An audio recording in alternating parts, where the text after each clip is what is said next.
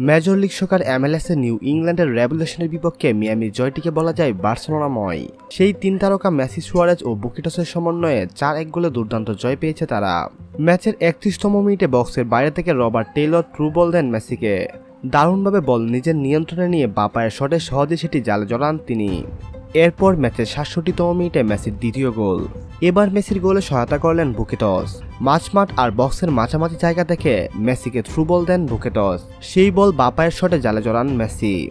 দলের হয়ে তৃতীয় ও কাসেমিরির গোল। গোলটি ছিল মেসিরই। বক্সের ভেতর থেকে বাঁ পায়ের জোরালো শট তিনি নেন। সেই বল পাঞ্চ করে সামনে পাঠান নিউ ইংল্যান্ডের গোলকিপার। বল পেয়ে যান বক্সের ভেতর ফাঁকা জায়গায় দাঁড়িয়ে থাকা কাসেমিরো। সেখান থেকে সহজে বল পাঠান তিনি। সুয়ারেজের গোলে মেসির সহায়তা। বক্সের বাইরে বল পেয়ে মেসি ড্রিবলিং করে ঢুকে যান ভিতরে। খানিক সময় নিয়ে নিজের বল পায়ে রাখেন তিনি। এরপর বক্সের ভিতর বাঁ দিকে ফাঁকা থাকা সুয়ারেজকে ছোট করে পাস দেন। সুয়ারেজ দুর্দান্ত এক ফ্লিক শটে বল পাঠান জালে।